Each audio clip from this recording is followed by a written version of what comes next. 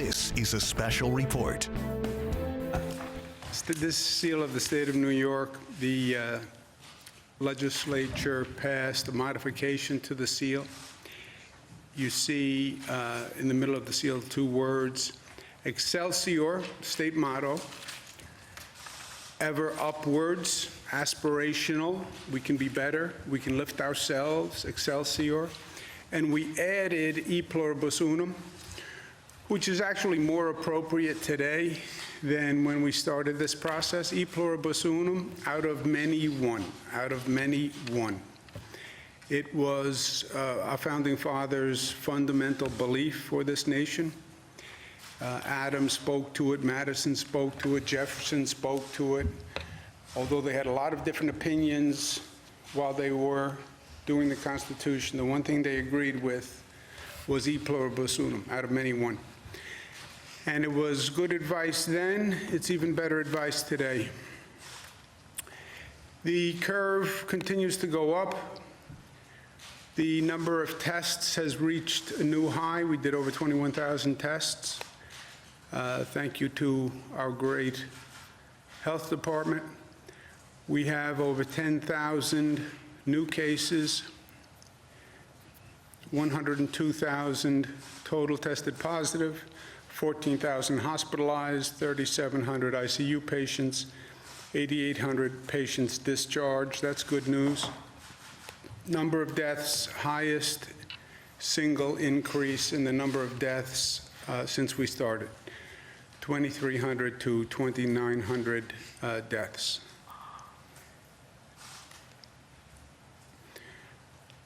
You see the totality for New York State, 102,000. New Jersey, California. Remember when this started, New York had airports that were designated entry zones. This is an international destination, international hub. We had people coming from across the world sooner and at a higher rate than anyone else. Total hospitalization, 1,400. That's also a new high.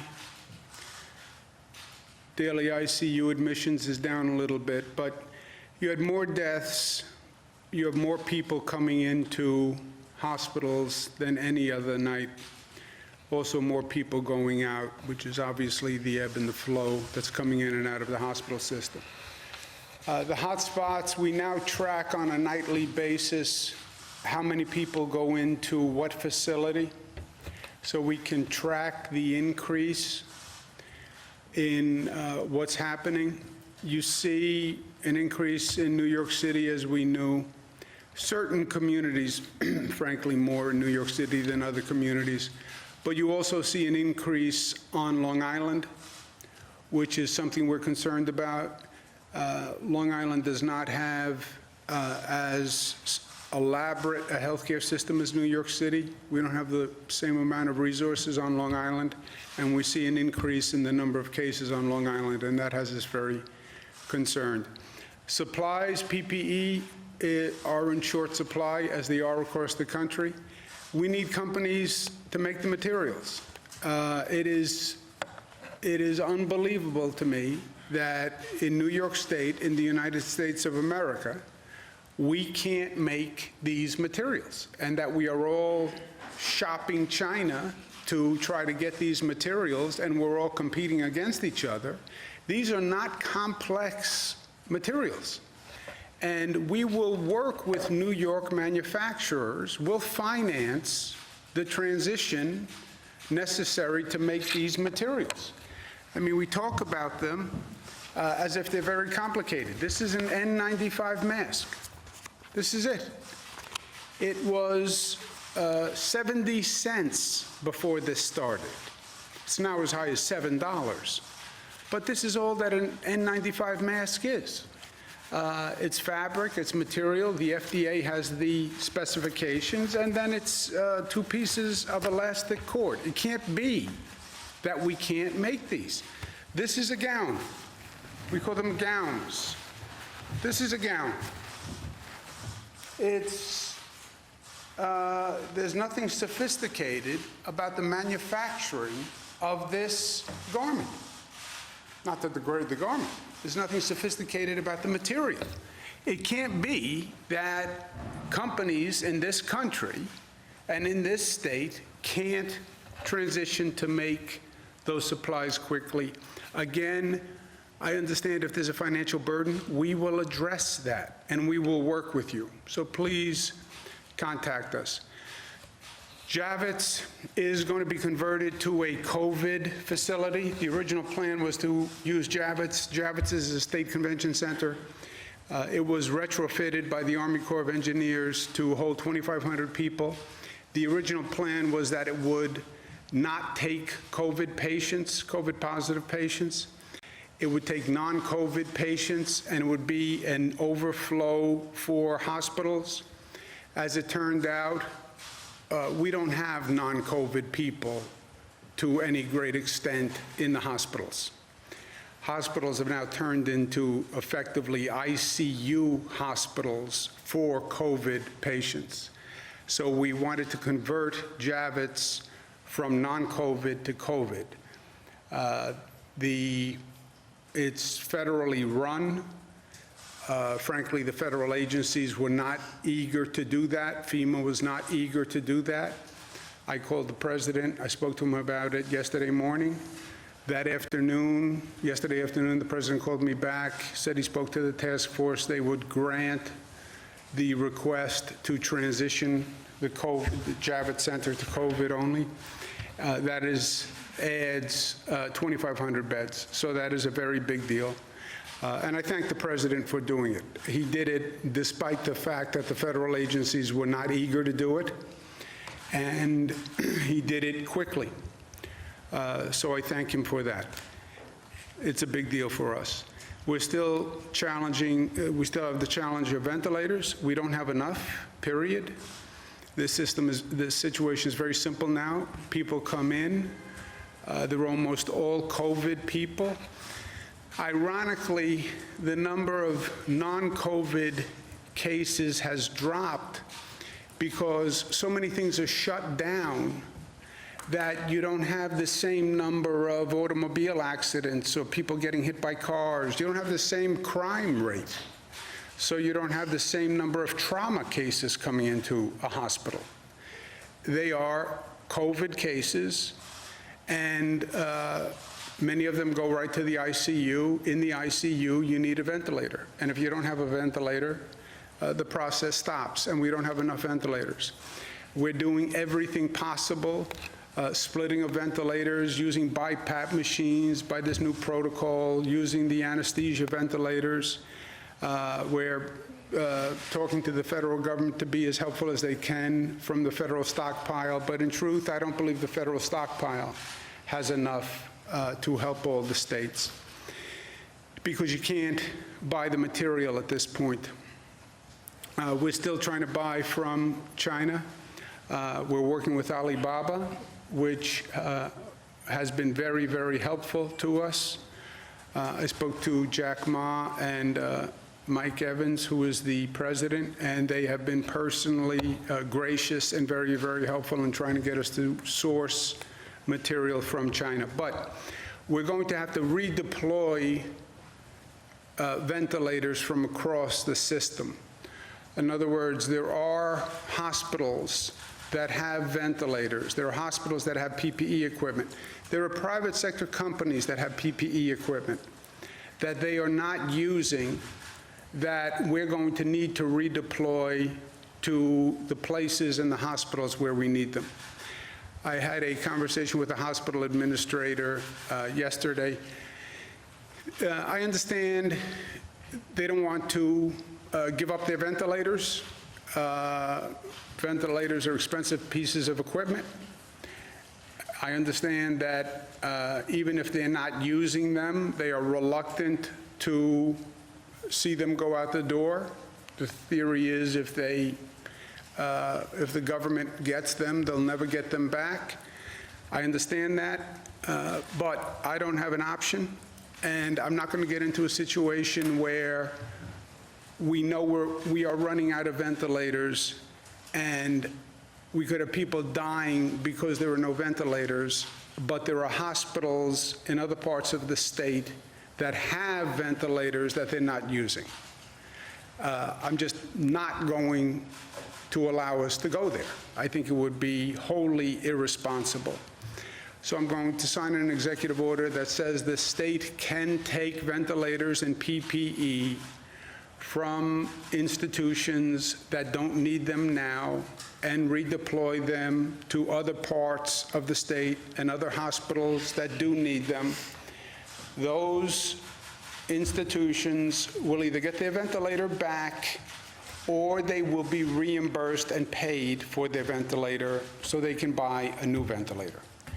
I can't do anything more than that, but I'm not going to be in a position where people are dying and we have several hundred ventilators in our own state somewhere else. I apologize for the hardship to those institutions. Ultimately, there is no hardship. If you don't get the ventilator back, I give you my personal word, I will pay you for the ventilator. But I'm not going to let people die because we didn't redistribute ventilators. The National Guard are going to be deployed to pick up these ventilators, which are all across the state, and deploy them to places where we need them. State budget passed last night, 3 a.m., as you know.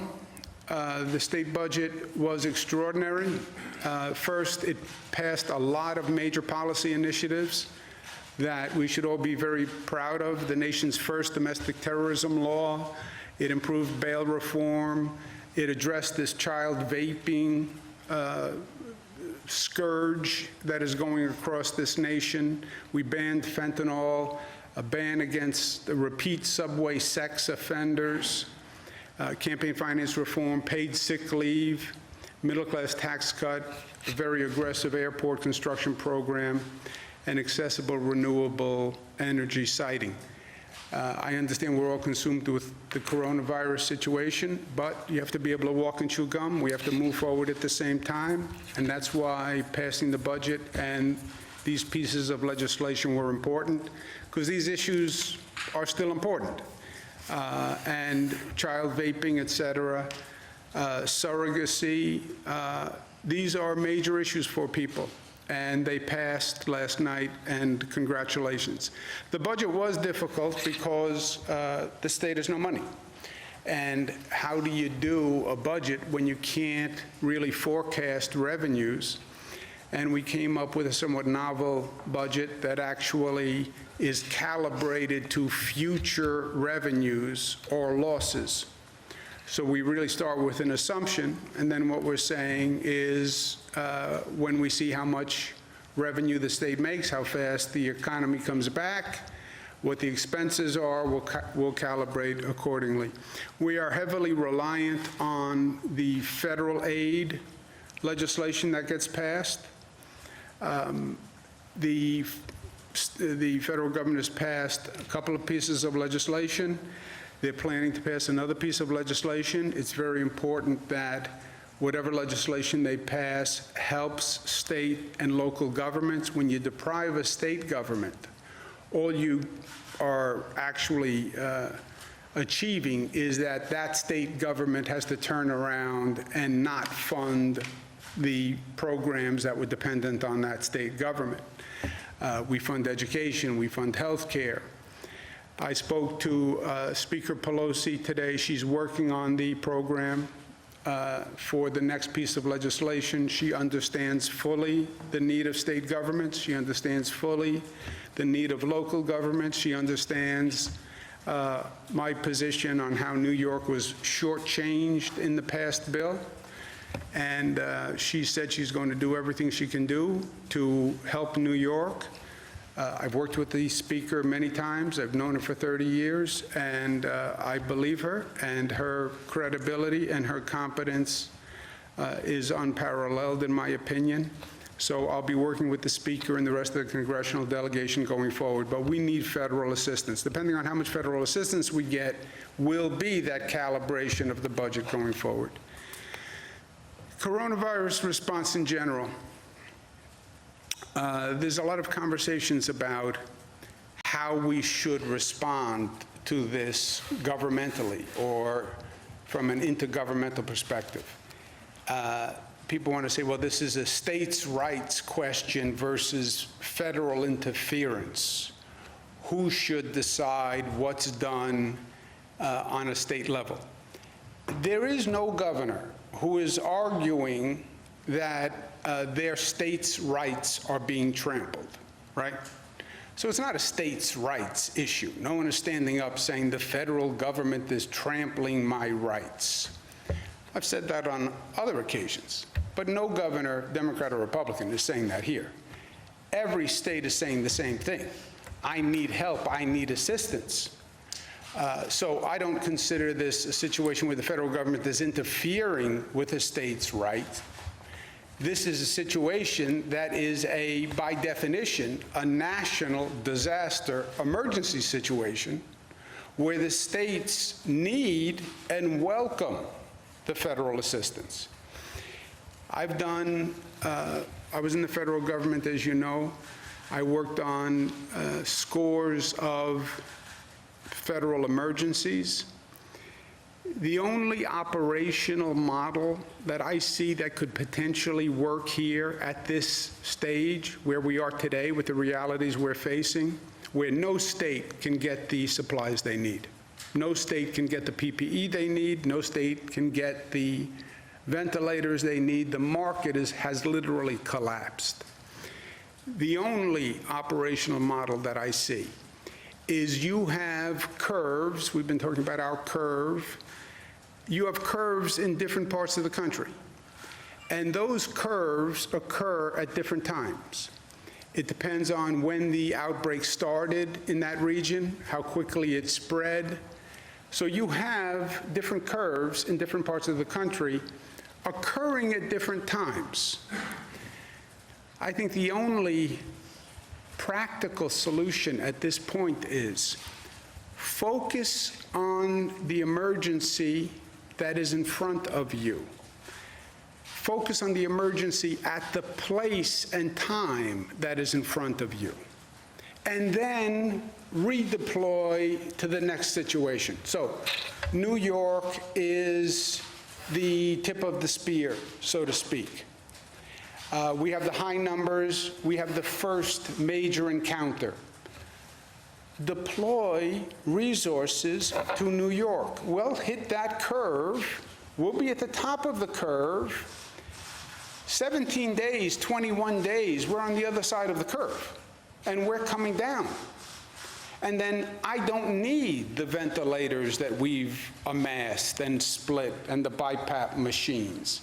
We can redeploy what we have, personnel, equipment, to whatever locality is next. Now, it's not a perfect sequential timing, but if you look at the projected curves, when it's going to hit Michigan, when it's going to hit Illinois, when it's going to hit Florida, you'll see that there is a timing sequence to it. Why not? Or what is the alternative to now saying, let's help each other? Let's focus on each situation as it develops, and let's move our resources and personnel as it develops.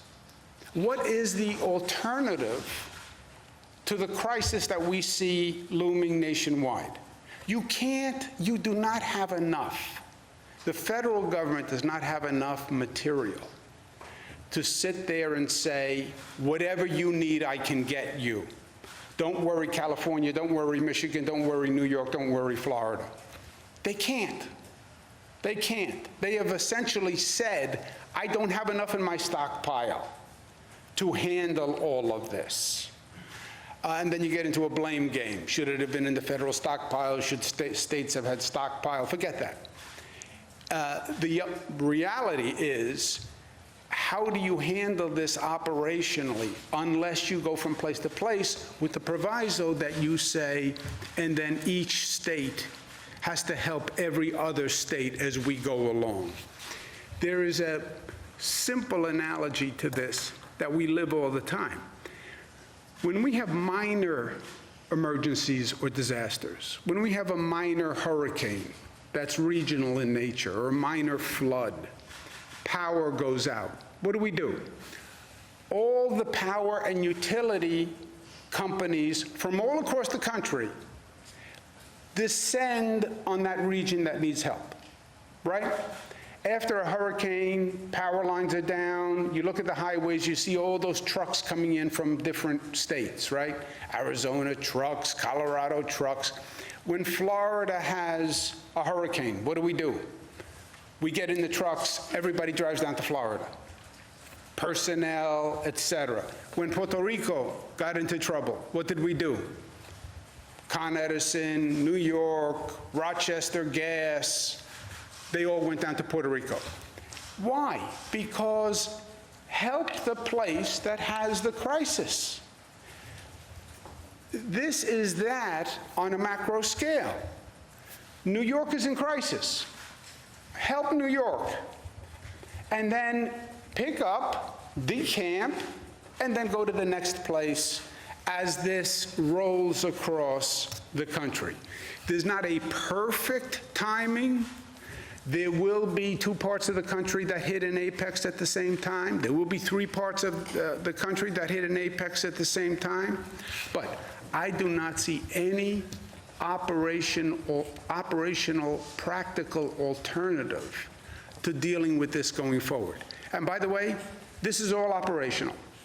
There is no concept, there's no abstraction, there's no philosophy to this. This is a person walks in a door. Do you have a bed? Do you have a staff person? Are they wearing PPE? And do you have a ventilator? And are they all present at that moment when that person walks in that door? That's all this is. That's all this is.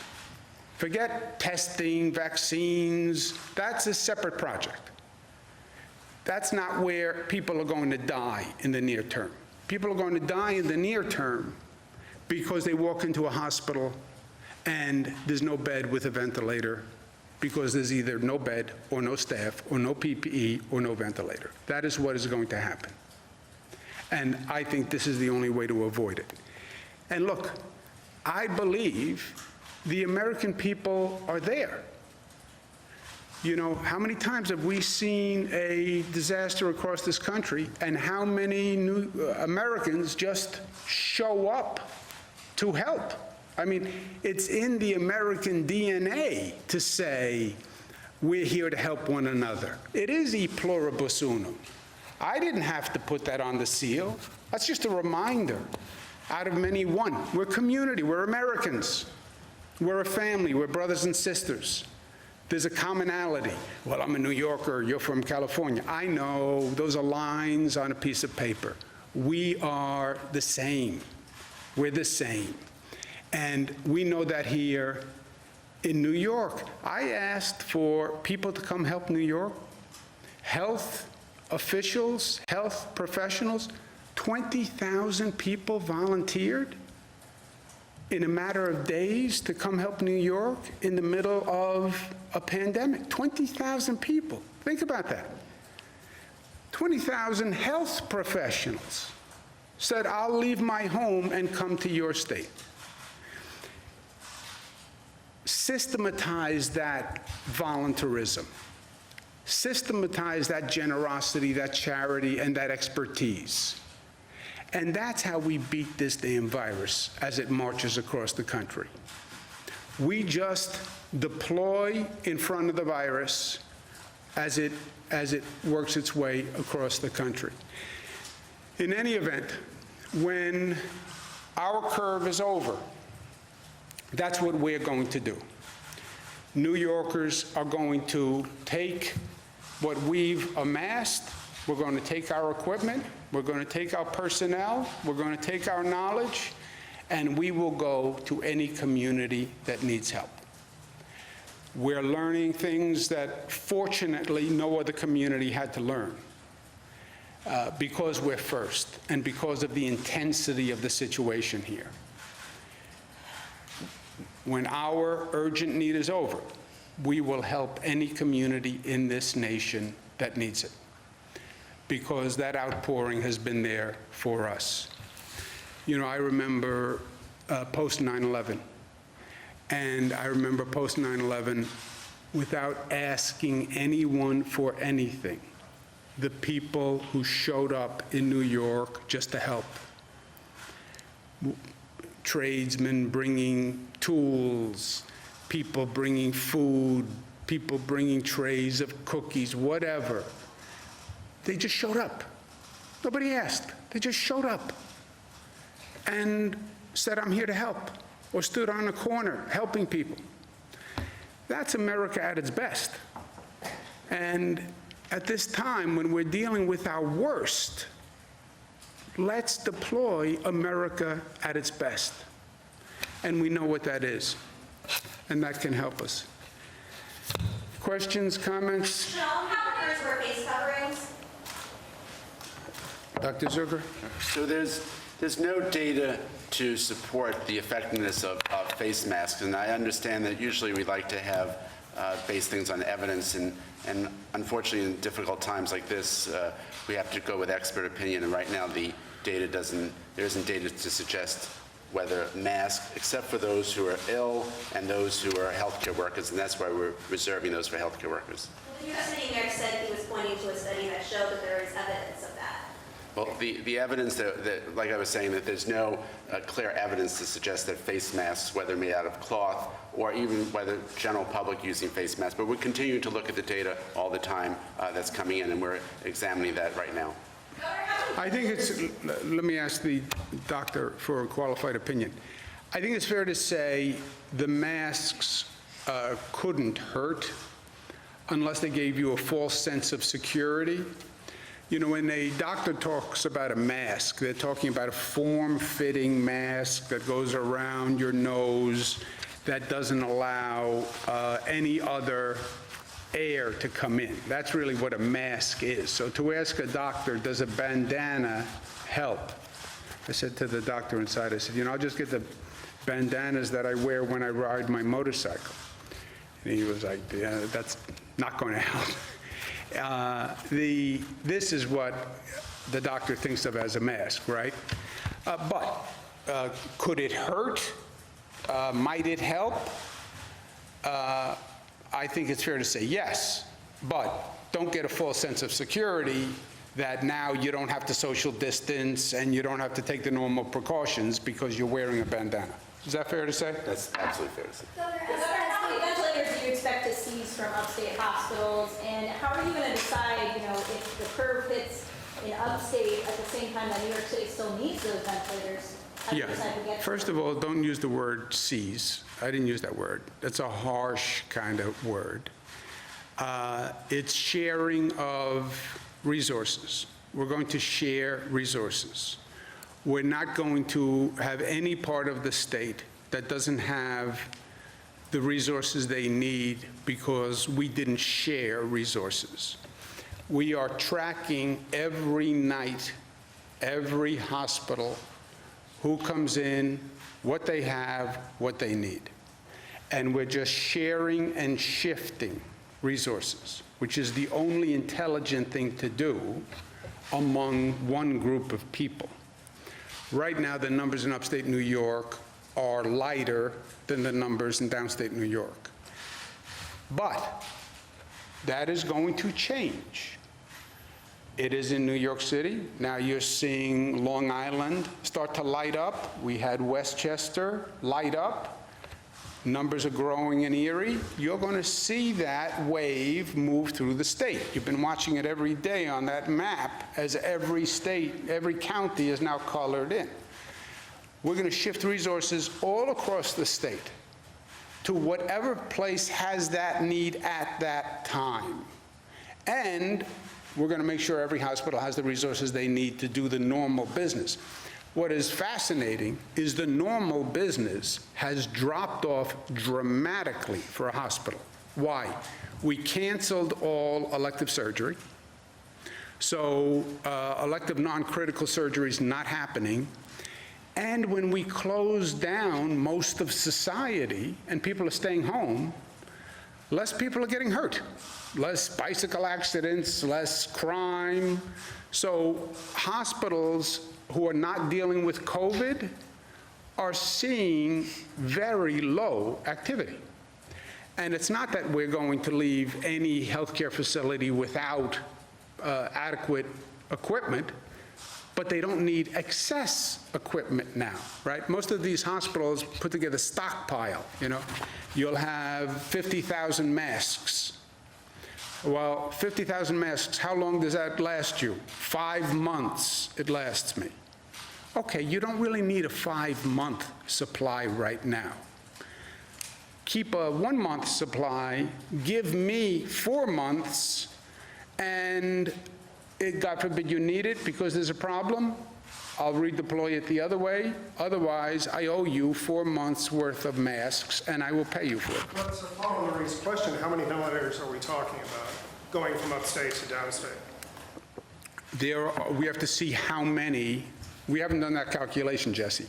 So if a hospital has, you have to go hospital by hospital. How many do you have? How many do you need for the immediate future? But ideally, how many would you draw down?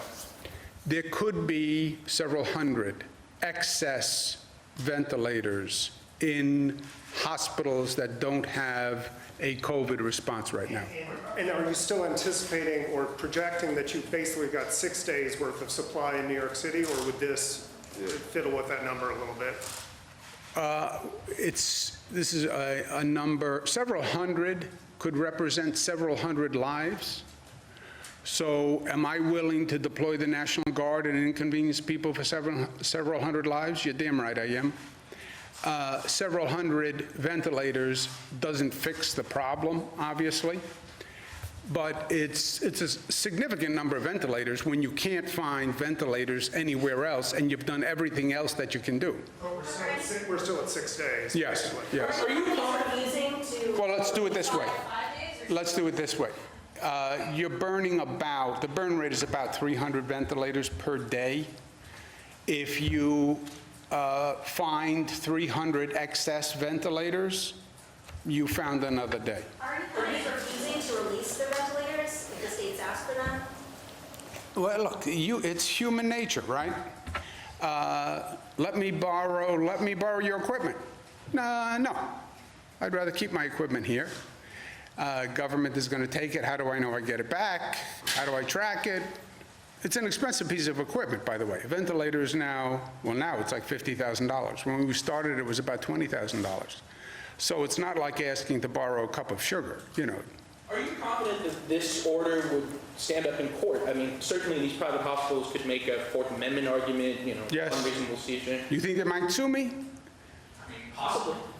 It would be a slow day if I didn't get sued 5 times, John. But if they want to sue me for borrowing their excess ventilators to save lives, let them sue me. But do you think it would stand up, or are you basically dead? Yes, it'll stand up. It will stand up. The Javits Center is now becoming a COVID unit. Is that? Excuse me 1 second. I'll borrow them. I will return them, or I will pay you for a new one. You want to hope I don't return it, so I pay you for a new one. Lend me your drill. I will bring it back to you, or I will buy you a new drill. How do you lose? Well, what if I really need the drill to live? I'm not taking your last drill. You have 5 other drills in your toolbox. You're not going to use 5 drills between now and then. And if something happens where you go on a drilling frenzy, call me and I will bring you more drills. Go ahead, I'm sorry. The Javits Center now being converted to a COVID unit, is that going to house people who need less intensive care, or will that also have ICU beds? It will have ICU beds. I don't know the mix between ICU bed. For all intents and purposes in this conversation, it's a ventilated bed, right?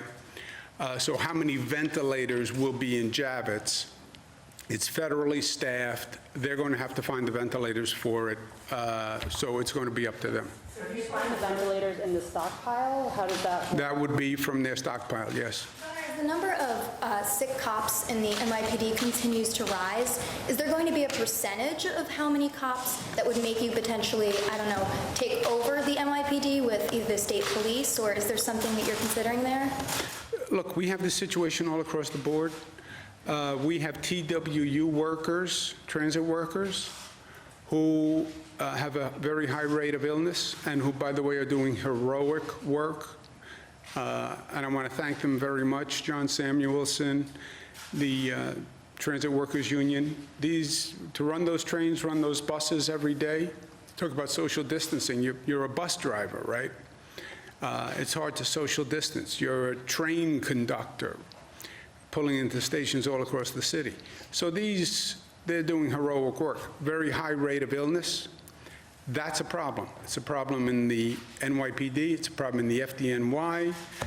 It's a problem all across the board. It's a problem, serious problem with healthcare workers, nurses, and hospital staff. So it'll be on a case-by-case basis, Bernadette. We'll look to the localities. We have the same situation in Nassau and Suffolk, by the way. We'll look to the locality. What do they think is a level where they need backup, and then we'll do everything we can to provide backup.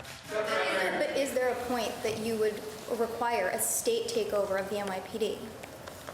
No, you couldn't do a state takeover of the NYPD. I would be of assistance to helping the NYPD. We have to perform a policing function, right? That's state constitution. Provide public safety. The NYPD, if they have a serious staff shortage, then I would work with them to figure out how we remedy that.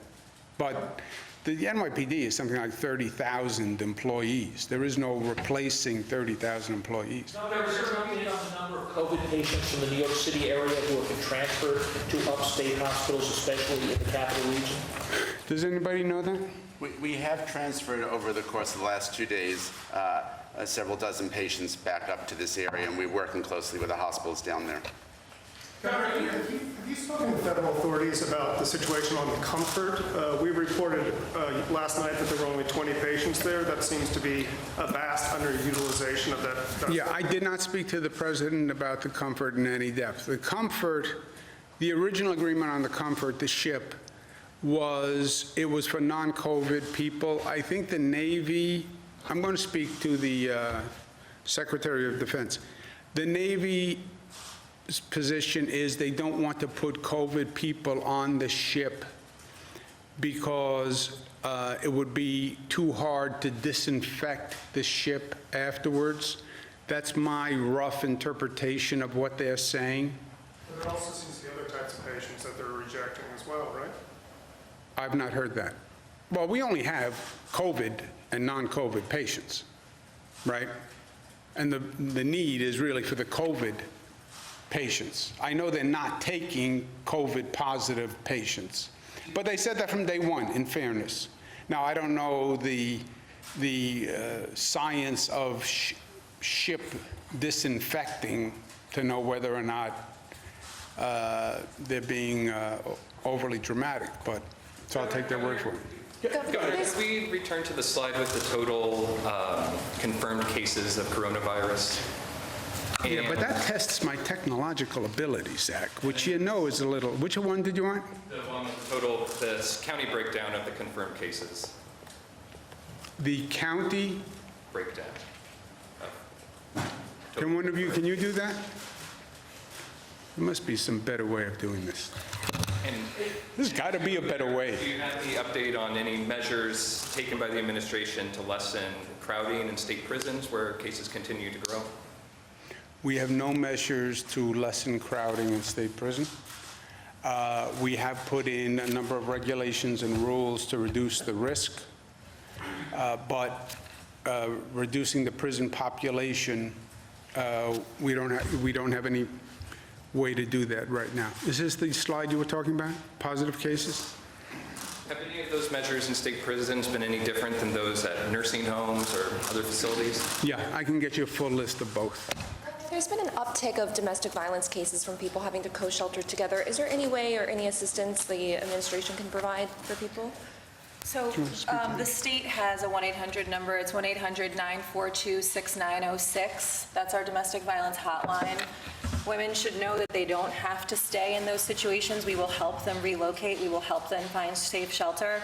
And if there is an issue where you're in immediate harm, call 911 immediately. I spoke to the state police this morning. There is a reported uptick, as you said, some reports as high as 15 to 20%. It's unacceptable on any day. And I wanted people to know that if every single case that's reported, the state police is going to investigate fully and bring the full bear of the law behind it. Let's take one more. How come you always ask the last question? I'm always curious. Because I'm French and I come last. Is that a French thing? I'm sorry? It's French, you think? No, I don't. You don't want to get in this scramble with these aggressive Americans, please. Okay, my question is, you didn't talk about your brother today, so I'd like to know how he is. And I also have a question about your father. What is the thing your father taught you that helps you dealing with this crisis? You also ask the hardest questions. Is that a French thing that you ask the most difficult questions? My brother, the question of my brother is easy. He's doing okay. This is going to be a great public service that he winds up doing. It will have been a miserable personal experience because this virus is no joke at any age. And he's relatively young, he's in good shape, but and he's had malaria before, you know, he's not a crybaby by and large. But this is tough. I mean, it's tough. I talk to him several times a day, obviously, it's tough. He's doing fine, but it's tough to deal with. But he's going to wind up doing a great public service because all these questions, all the mystery about coronavirus, what if this, what happens? He is a living example of living with coronavirus, right? And he's up there and he's talking about it. So God bless him. And it demystifies it. You know, he can talk you through it. So I think that's going to wind up being a great public service at the end of the day. And as a journalistic contribution, I think it's going to be great. What did my father teach me that is most helpful in this situation?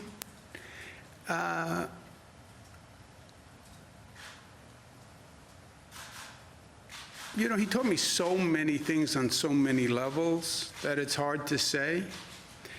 But he had tremendous stamina. He loved Winston Churchill, never give up, never give up, never give up. That's where we are. He taught me to trust in love and love's triumph over anger and hate and selfishness. And we need love now. We need love as a people. Am I seizing ventilators? No, I'm taking excess equipment to save lives, you know? It's about doing the right thing. It's about love, and people will respond to that in this state and in this country. And I think those are the two greatest things. This is hard personally. It's hard to go through this all day, and then it's hard to stay up all night watching those numbers come in on the number of deaths tick up, and know that you're in charge of the ship at this time, and I don't shirk that responsibility at all. But I went through a lot of hard times with him, and eventually you go through the darkness and you find the light, and we're going to find the light. Thank you, guys.